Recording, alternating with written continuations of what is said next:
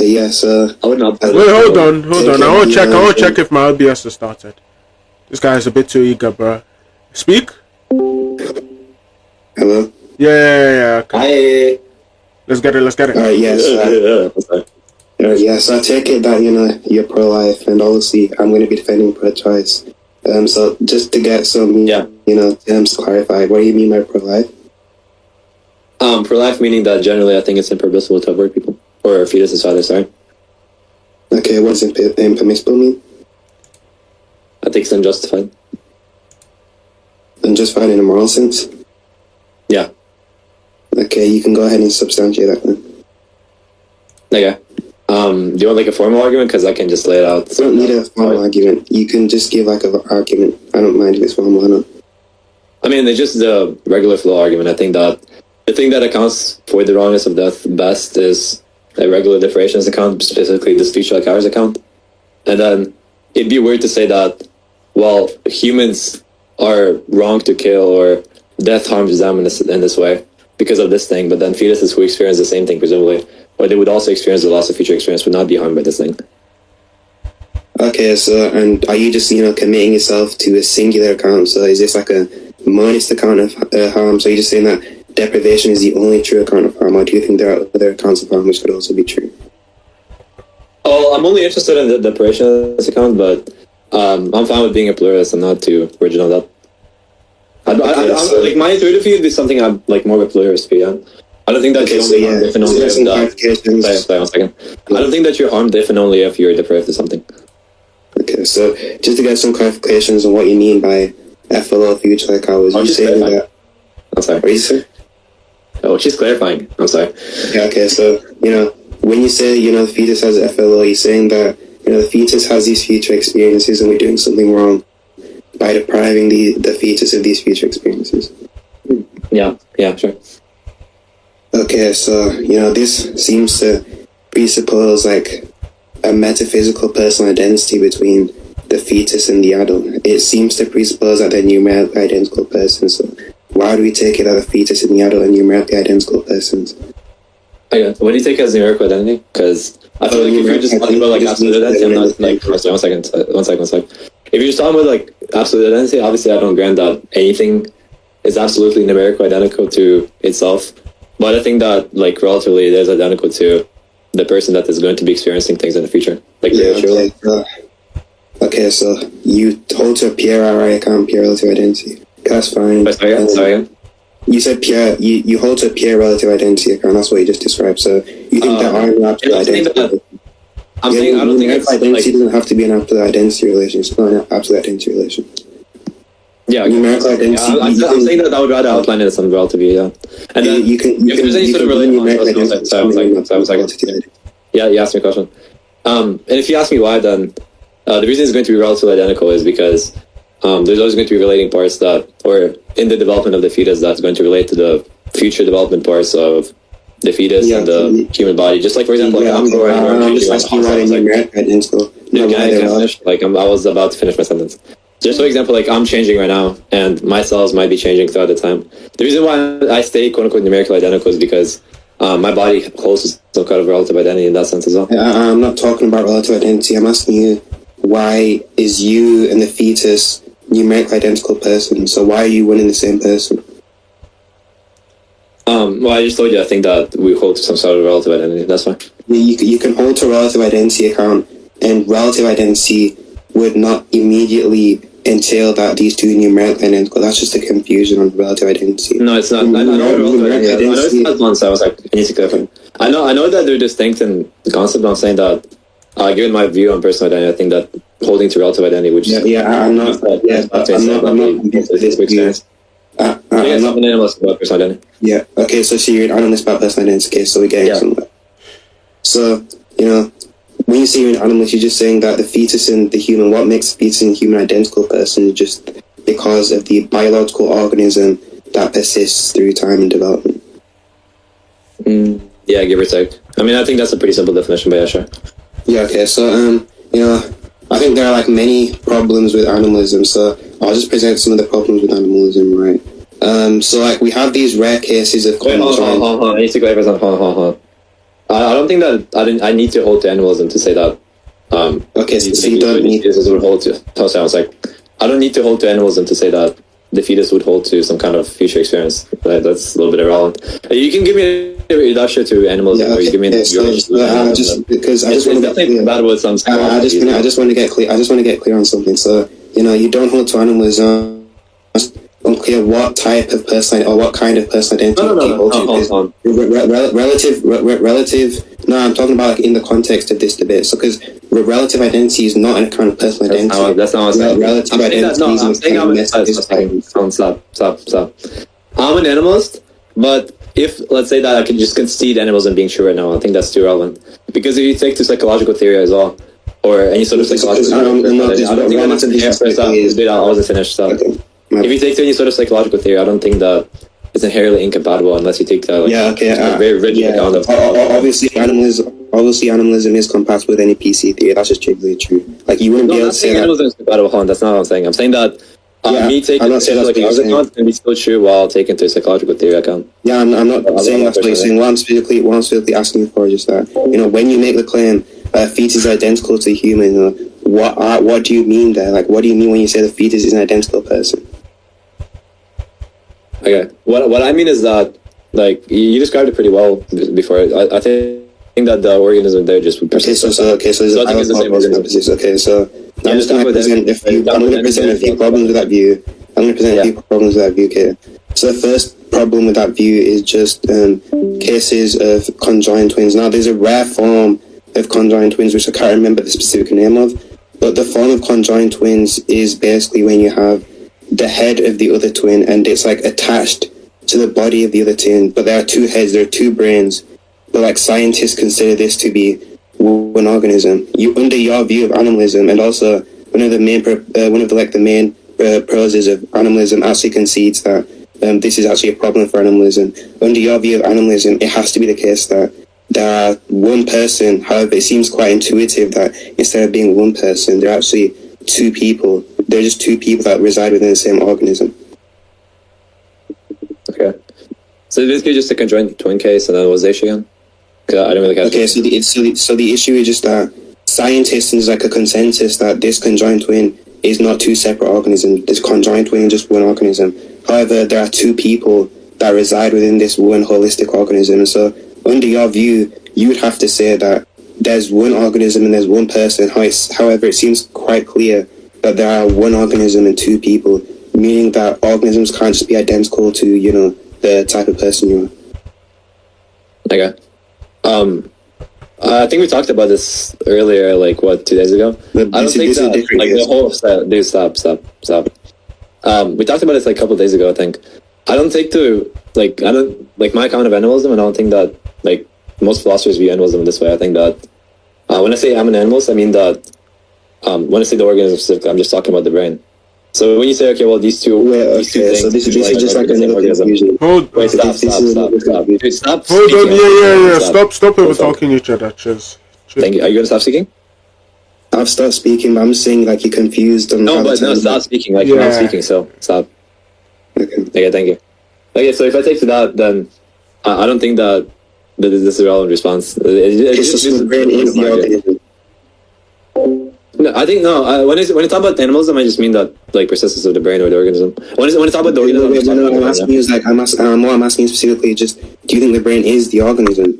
Most people, most animalists think that the reason why their view is distinguished from PC views, psychological continuity views, or brain body views, views that they view the brain is distinct from the body, is that they hold that the body has the priority, which the brain doesn't. That's what distinguishes them from these other views. And so if you just taking some brain body view, that isn't actually animalism.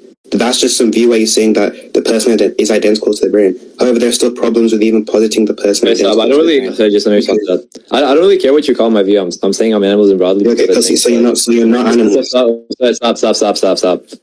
I don't really care what you call my view. I'm saying that when I say animalism, I mean that the persistence of the brain matters. So it's still some kind of physical criteria. So you're not talking about persistence of the brain. When you talk about psychological theories, you just mean that some sort of phenomenon in the brain would be. Wait, no, just answer. That's when you answer the question. So you take it to the case that the brain is the organism, right? I mean, that's weird to say, but when I talk about the organism persisting, I usually mean the brain. Yeah. Okay, so you take it to the case that the brain is the organism. If it's the case that the brain is the organism, yet you can see. You can see where you take it to the case that the brain is the organism. Yet in this scenario, we just said that there are two brains, so two people and one organism. So it can't be the case that the brain is the organism if we've already established that there's two brains. I'm saying that, bro, I'm not too rigid. Sorry, I'm not too rigid on that. You're being pedantic. I'm saying that when I talk about the organisms persisting, I'm just talking about some sort of physical criterion or physical criteria for. Yeah, obviously that's true. Stop. I'm not done speaking. You can't understand my position if you just don't let me speak.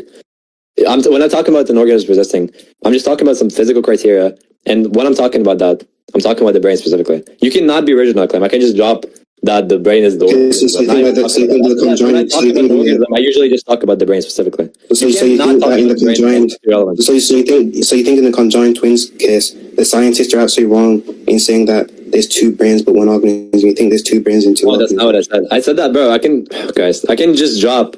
By the way, I never posited that the brain is the organism. I just said that when I talk about the organism persisting, I usually just talk about the brain. But let's say that I do drop it. That's not relevant to my view. I just outline my view very clearly.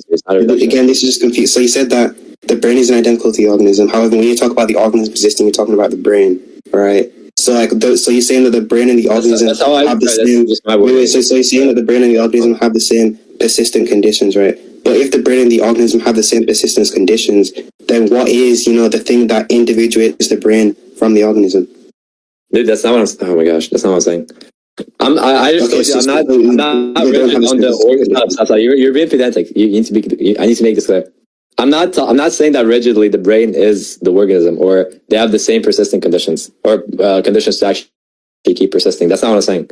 I'm saying that when I usually talk about animalism or an organism persisting, which is what broadly is defined by animalism, my view, and other philosophers which outline the physical criterion for actually persisting, like Parfit, they talk about the brain persisting.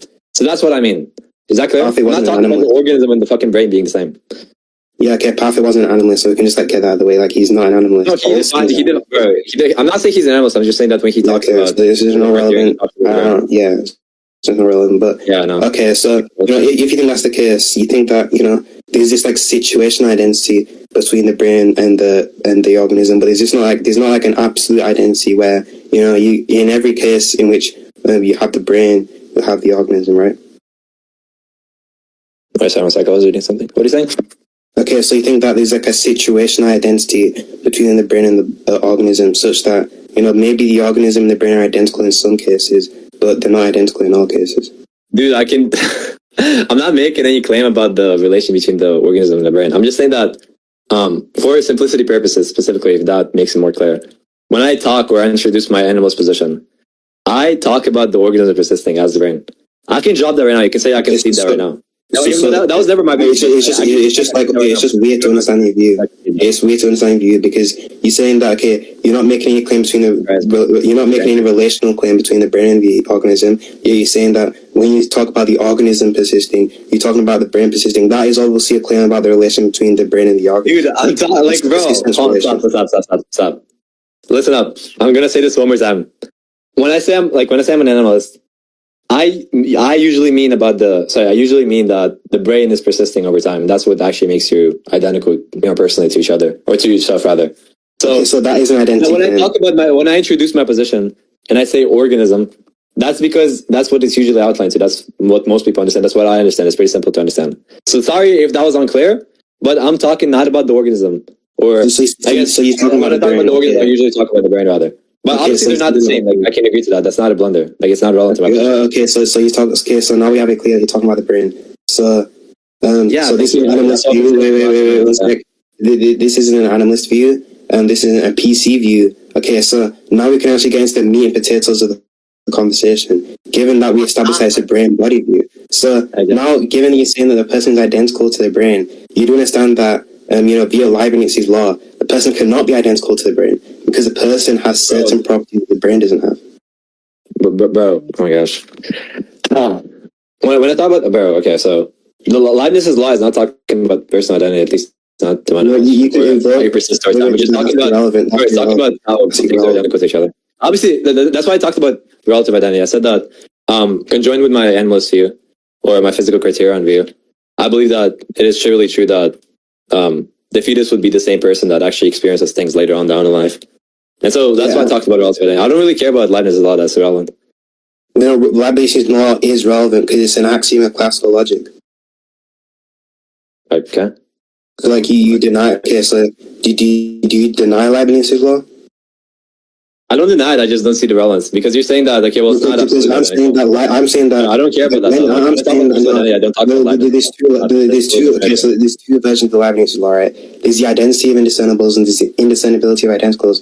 I'm saying that if you're going to say the brain is identical to the person, it must be the case that every property that the brain has, the person also has. But given that there is a property that the brain has that the person doesn't have, or vice versa, you cannot make an identity claim between the brain and the person, meaning that the identity claim you made was false. Okay, that's a little bit more clear. Okay. Sure. What do you think is the property that the brain has and the person doesn't have, or vice versa? Okay, so I think that one of the properties the brain has is that, the brain has neurons firing through it. The brain is made of, the brain is made of like grey matter, like it's made of like a certain organelle matter that the person isn't made up of. And so it seems odd for me to say that, the person's identical to the brain if the brain is made up of things that, the persons aren't. Maybe you want to say that the person is identical to the function of the brain. However, there's problems with positing the person is identical to the function of the brain as well, which I. But it's kind of just weird to say that, because all you told me is that, okay, well, the brain has these certain properties, and you didn't tell me why the person doesn't have these properties. Because I believe that you talk about persistence of the person. You think the person is made of. You think the person is made of. You think the person is made of organ matter. Wait, so you think the person is an organ? Like you think? Wait, just like I just want to get back to. Like this is annoying. You think the person is like an organ? Like you think the person is made up of? Dude, I need to finish. I need to fucking finish. Stop. Okay. Holy fuck! Like what's wrong with this guy, dude? You telling me that, okay, well, the person doesn't have these certain properties because. Or whatever. You didn't tell me because. You didn't tell me a reason. I told you that it's intuitive. It's trivial that the person to have these properties. Not trivial. Again. Wait, so you think that. Wait, okay, so you think that. Wait. How the brain is actually structured. Wait. Let me just ask you a question. Let me just ask you a question. It didn't tell me anything. It just trivial. So you think that. If the person were to die, you think that if the person were to die, let's say I had the brain and I stopped the function of the brain, right? I had a magic wand and I stopped the function of the brain. Do you think that the person still exists? Stop the function of the brain? Yes.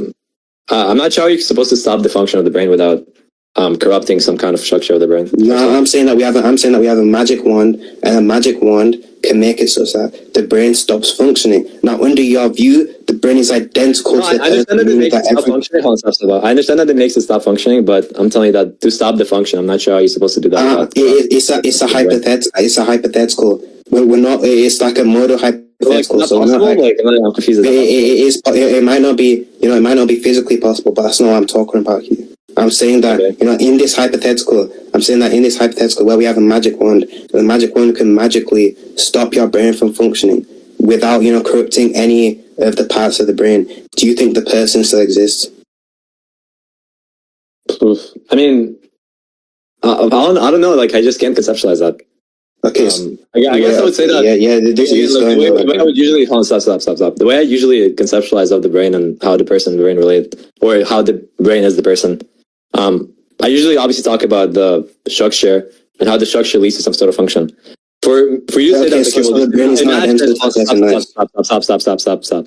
Just imagine that the function has stopped without the structure stopping. That's like telling me, okay, well, imagine like an apple that didn't grow from a fucking seed. Like, yeah, I guess I can conceptualize it. I can like imagine it in my brain, but I don't know how to treat it. Like, I don't know how to respond to it. Like, it's just an apple. Like, it's called a modal hypothetical. It's not supposed to be physically possible. It's not supposed to be something that it's not supposed to be something that you can easily grasp. That's why it's called a hypothetical. I'm presenting in this hypothetical situation where you have the brain and you stop the function of the brain, right? You stop the function of the brain. According to your view, the brain is identical to the person, right? Now, if you stop the function of the brain, I'm just asking you, would the person continue to exist, or has the person ceased to exist?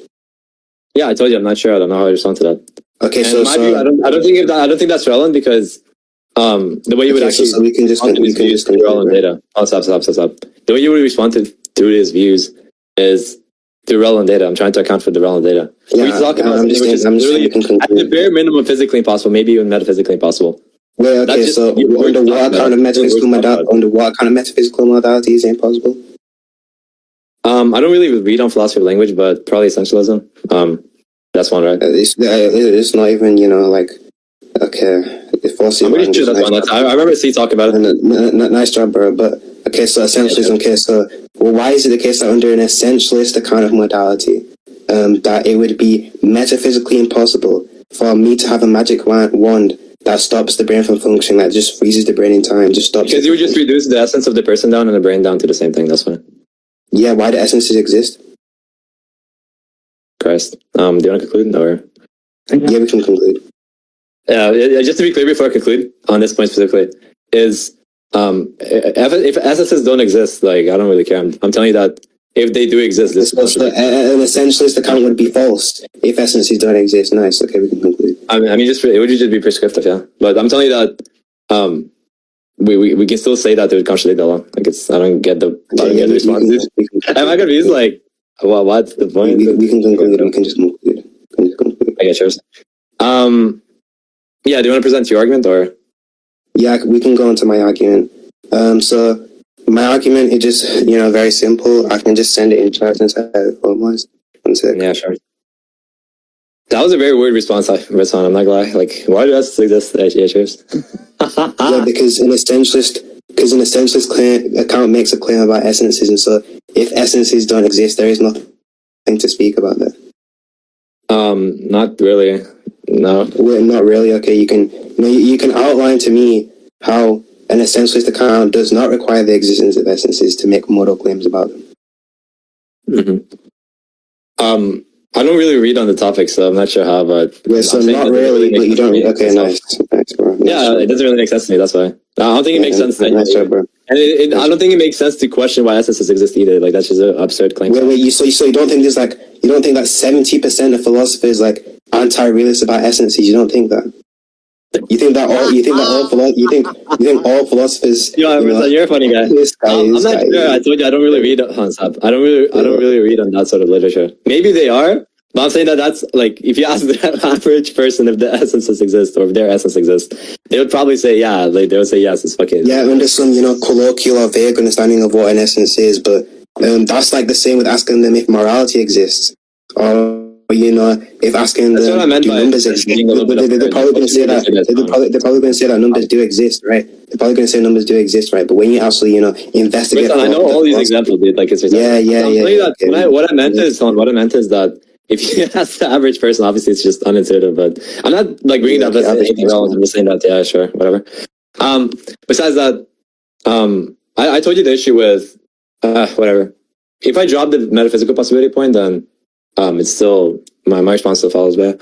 Besides that, premise one, all else equal, it is not permissible to save one life at the cost of another.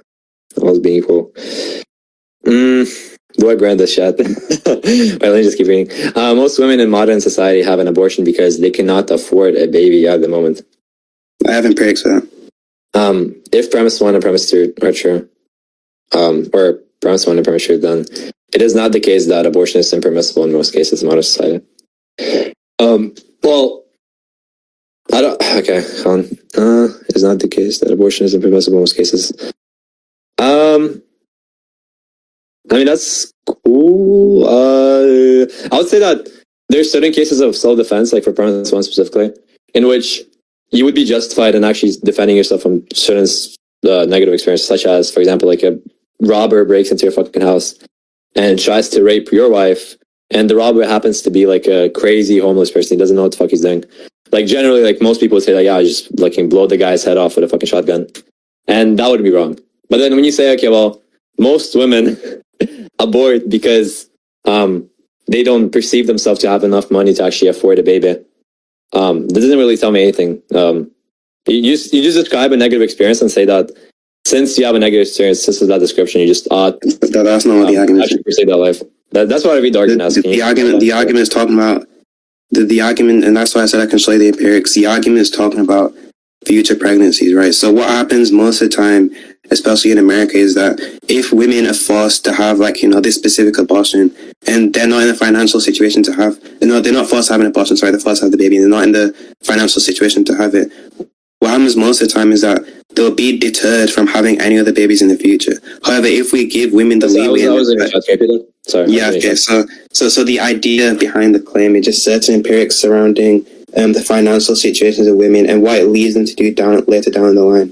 So most women that, you know, have this baby, are forced to have the baby when they're in like difficult financial situations, will actually be deterred from having babies or fetuses later on the line. However, we have data that suggests that when you give women the choice to actually abort reasonably, if you give them reasonable choice to abort, then in most cases they'll end up having babies when they want to. They'll actually have more babies than they would if you were to not allow them to abort. So more persons would actually exist if you actually allowed them to abort. That's what the empirics and statistics show. I was saying that you're terminating one life to ensure that more lives exist in the future. That's what the empirics show. Okay. So you're just saying that if you allow abortions, then less abortion would happen? Is that what you're saying? Yes. Well, that's not really what the argument is. I mean, you can think that's not what the argument is, but that's what the argument, you know, is. Like, you maybe you and I... Well, because what I read from the argument is that you're saying, okay, well, since all else being equal, it is not permissible to save one life at the cost of another. And in most cases of abortion, you'd be saving one life at the cost of the mother's life, for example, or someone else's life, for example. Then it is permissible to abort. Yeah, because we're saying that when you abort in this situation, you're actually ensuring that more lives exist in the future. That's what the empirics show. However, if you do not abort and you force the women to have the baby, it's actually shown that the women will be deterred from having any other babies in the future. It will scare them, or they'll not want to do it. So that just shows that having given the woman the choice at least to have the abortion will ensure that more lives exist in the future, which is just... Okay, what are the empirics for? Because they don't seem to... Yeah, I can see the empirics. They don't seem to align for... No, I can attack the empirics. I don't think they're relevant at all, but I'm saying that the argument doesn't... Like, they don't care about the empirics. The argument doesn't care. I mean, okay, bro. Because the only empirical claim they made was premise 2. Like, it's not... The empirical claim you're making now with the evidence would be totally different. You're saying that... in the cases where abortion is permissible, you're saying that generally it'd be less, or there'd be less abortion. No, I'm saying that given that they don't have the money or they're not in the financial situation to have the baby, but if they're still forced to have the baby, that will mean that they'll be deterred in the future and there'll actually be less persons that exist, and the empirics show this. However, if you let the women have the choice to abort, if you let the women have the choice to... Just for clarification on the argument, Rizzhan, whose life is being saved here? So we're ensuring the safety or the saving of both the mother's life and the life of the future persons. Okay. Okay. Okay, regardless. I don't... Like, when I talk about abortion being impermissible or permissible, I'm talking about the action itself. I'm saying the action is intrinsically wrong generally. I don't really care what the action is. Why are any actions in? Why does intrinsic wrongness exist? Wow. When I say intrinsically wrong, I'm not too original in the term. I'm just saying that the action itself is wrong. I don't really care about how the consequences of the action would lead to, or where would they lead to. Okay, so the type of... Okay. Yeah, I'm asking you, why do those type of actions exist? Christ. I mean, I'm saying, bro, like, do you need me to spell it out for you? Like, I'm saying, I don't think that any sort of consequentialism is true. It's needed for the argument. Okay. So why is consequentialism, you know, like, universally false? I'm just not convinced of it. I mean, I can give you a reductio. I think it's like real. You can give me like a reductio. Yeah, sure. Yeah, sure. We can investigate you. Okay, so for example, like, let's give like a very simple one. So have you heard of the utility monster? You can outline it to me. Yeah, okay, so the utility monster is just someone who has, or a being that has, and gets much more utility from things, or from actions, or from anything than literally anyone else. So like, let's say you have like this utility monster. Then either, for example, like the common formulation would be, okay, well, we just have to submit everyone's resources to this utility monster. If you're utilitarian, and just basically everyone just starves to death. You understand that utilitarianism? Like the utility monster just goes around doing whatever, and it's always going to. You can hold to. We generally see those things as something which is immoral. You can hold to consequentialism and not be a utilitarian. This is a non-response to consequentialism. Okay, so what's your view on consequentialism? Okay, so my view of consequentialism would either be a type of effective altruism, like a rule altruism, or just like a general rule consequentialism. But I don't know why I'd be committing myself to utilitarianism just because I'm consequentialist. You don't have to be. Just most consequentialists are utilitarian. Yeah, I'm looking for response to consequentialism. Can you outline? No, I need to know which view you're actually taking. So which one is it? So by rule consequentialism, there I just mean that. Okay, so you take the rule consequentialism. What did you say? Okay, so you mean just rule consequentialism? Yeah, rule consequentialism. It's not taking like a rule utilitarian view or rule egoist view or rule altruist view. It's just rule consequentialism, like in general. I guess I just brought. Should I just lay out the view and then you can like tell me if you disagree? Yeah, you can. Like a little bit unclear. Yeah, so I have a question about the argument. Okay, whatever. Go. Yeah, so instead of like judging actions but directly by the consequences, instead the judges rules by the consequences. But yeah, that's actually yeah. And it doesn't index it to like utility in the same sense a utilitarian word, which is the distinction there. But yeah. Okay, so what are the consequences there then? What did you say? Like, how do you say that the consequence is negative or positive? You like determine how the consequence is negative or positive based on how it affects the world or based on how it affects society. Okay. And how would that be negative or positive? So, for example, if I rape a kid right now, like, would you say that that's a negative consequence, or that would lead to negative consequences? Well, that would just depend on your more intricate view of harm, but yeah, it would lead to general negative consequences because there are many factors. I don't need to commit myself to like one factor, but there are many factors. Maybe a violation of interest, maybe a violation of bodily autonomy, maybe a violation of basic rights, maybe a violation of dignity. Maybe violation of respect for other humans, maybe even violation of like a social contract that we have between other humans. So there are many reasons for why when like a rule consequences view this would be wrong. Okay, I'm just reading through the thing you sent. Also, I'm gonna have to go in like 6 minutes. So. Yeah, okay. Rizzhan, just repeat slowly. Who is being saved? I don't think I need to do that. No, I know. He's saying the mother is being saved, right? I'm saying like both the mother. So I'm making two claims here. I'm saying that the mother is being saved, so she's better off, and then we also have the fact that the future persons, there'll be more persons, all else equal. So the existence of more persons is ensured. I think. Okay. Rizzhan, you know why I asked you that, right? Can you just type that on in chat? Because it's... Yeah, I know why you asked me that, bro. I don't... Yeah, no. Can you type that on in chat? Yeah, okay. So you're saying that, the argument is, yeah, here's the argument, and then you have the empirics. You're saying that the argument follows to the empirics? Like, you're saying that, since... No, I'm saying that the empirics is almost conclusive justification for, the premises. No, but which premise does it justify? It's not the same empirical claim. Yeah, I'm talking about the empirical premise. No, but this is different from the claim you made before that. Okay, how is it different from the claim I made? No, because you say you do not see the issue with saying that most women in modern society have an abortion because they cannot afford a baby at the moment, and saying that that's what stop. And the claim that if abortions are permissible, then less abortions happen. Do not see the issue though. Like, it's not the same claim. Yeah, no, it's not the same claim. From how high? You just say that one leads to the other, right? Is that what you're saying? What are you saying? Are you just saying one leads to the other? Yeah, I'm saying that it's kind of like an entailment or an implication from that premise and the empirics that get us to the conclusion that if no, but you didn't send me the empirics for most women in society just doing it because they cannot afford a baby.